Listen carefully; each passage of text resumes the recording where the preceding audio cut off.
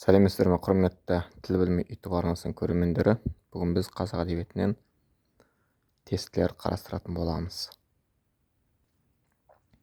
Қазақтың алғашқы хандары Керей мен Жәнібектің ақылшысы болған, еліне қой үстіне бозторғай жұмыртқалайтын қоныс іздеген ақын жырау Асан Қайғы.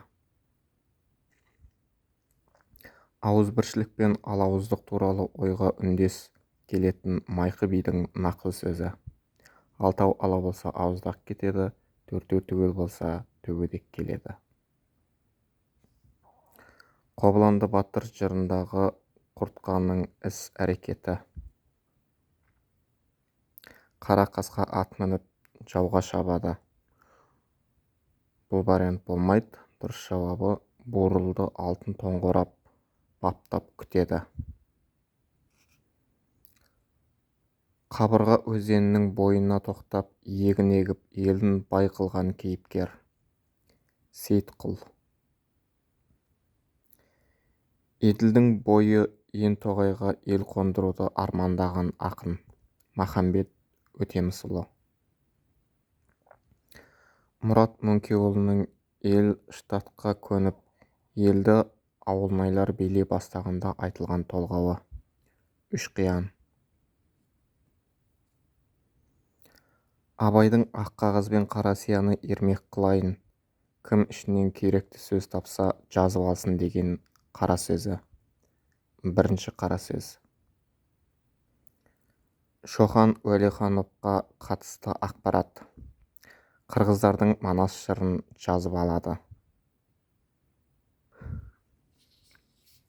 Ахмет Байтұрсыновтың адамдық диханшысы өлеңінде көтерілген мәселе адамгершілік. Абайдың ел ішіндегі алауыздық пен көрсе қызарлықты сипаттаған өлеңі қалың елім қазағым қайран жұртым. Алаш туы астында күн сөнгенше сөнбейміз деп жырлаған ақын Сұлтанмахмұт Торайғыров. 1910 жылы қазанда басылған қазақтың тұңғыш романы Бақытсыз Жамал.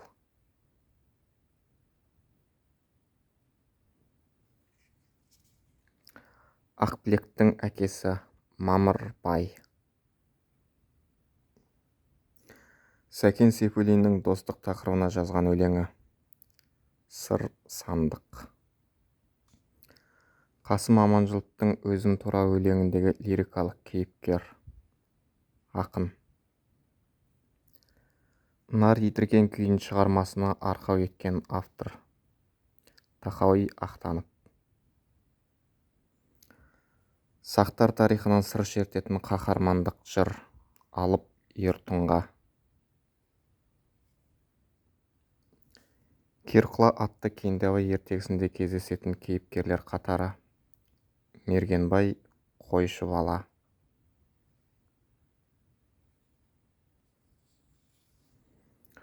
Кетбұғадай билерден кеңес сұрар күн қайда деп жырлаған жырау Доспамбет жырау.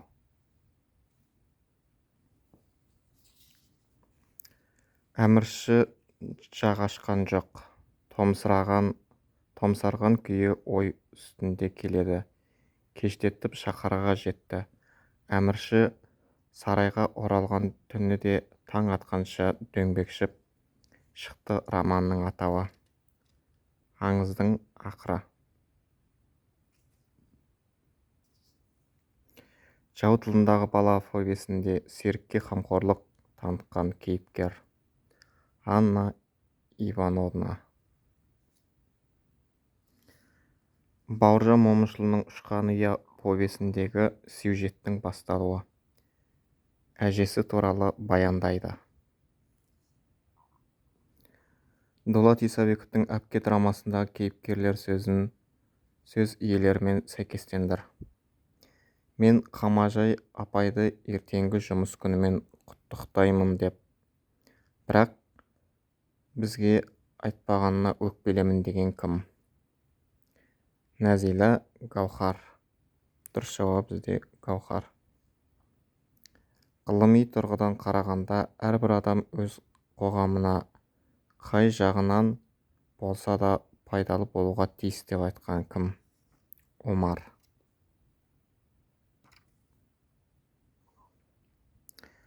Сайын Мұратбековтің «Жусан иісі» хикаясындағы кейіпкерлер сөз иелерімен сәйкестендір. Ертеде бір жетім бала болыпты деп ертегісін бастады. Аян. Менің де мынадай ақ көйлегім бар. Үлкен сандықта жатыр.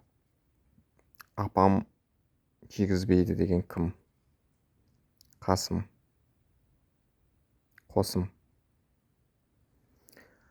Байғұс-ау, қарға тамырлы қазақта не көп, жекжат көп. Санай берсең мыңнан асады.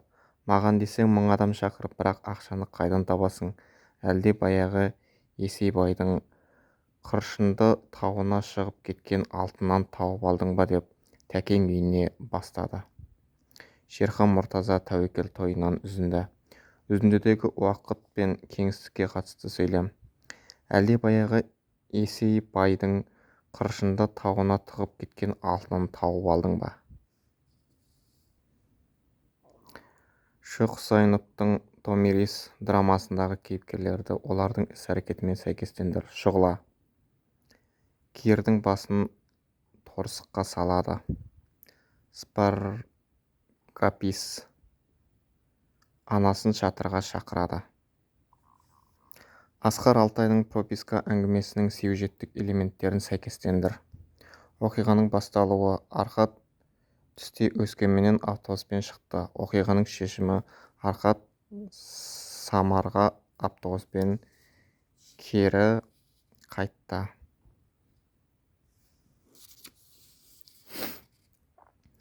Тынымбай Нұрмағамбетовтың «Анасын сағынған бала» әңгімесінде кейіпкерлер сөз иелерімен сәйкестендір. Әй балақай, сенің атың кім деп айтқан Есмағамбет. Кімнің баласысың деп сұраған болатын. Сен Алматыдан келдің бе? Менің мамам да Алматыда. Бұл сөздің авторы Сержан. Қабағы қарс жабылып, екі қасының арасындағы терең қос сызық айқаса түскен күйі ауыр ойдан арыла алмай түйіліп тұрып қалды. Қ. Мұхамбетғалиевтің «Тар кезең» романында сипатталған кейіпкер. Сырымби. Жүніс Сахиптің «Айдағы жасырынбақ» әңгімесіндегі рухани құндылықтар қатары: ғылыми зерттеу, технологиялық заттар және айдың атмосферасы. С. Елубайдың «Жалған дүние» романындағы рухани дағдарысқа ұшырап, тығырыққа тірелген кейіпкерлер. Едіге.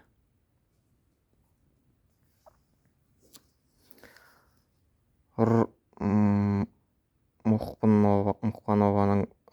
Мұқанованың мына жер теріс жазылып кетті.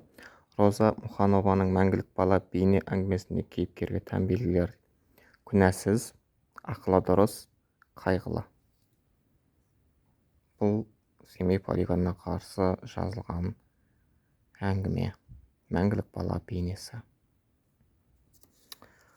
Т. Әсемқұловтың «Бекторының қазынасы» әңгімесінде кейіпкерлер: Жандос және Қайырболды. Қ. Жұмәділовтің Қазақстан Республикасының Абай атындағы мемлекеттік сыйлықты алған романы. Тағдыр.